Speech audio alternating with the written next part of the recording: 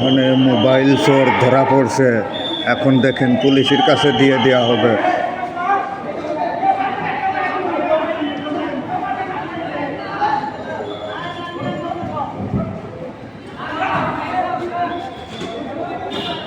Mobile চোর ধরা পড়ছে।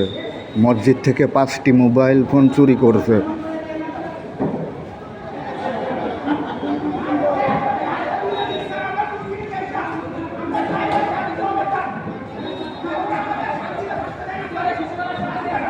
দেখেন মোবাইল ফোন চোর 5টি মোবাইল ফোন চুরি করছে।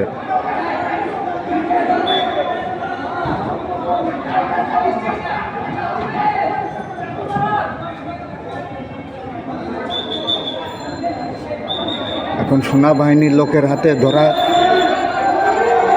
ধরায় দেওয়া হলো, নিয়ে গেল।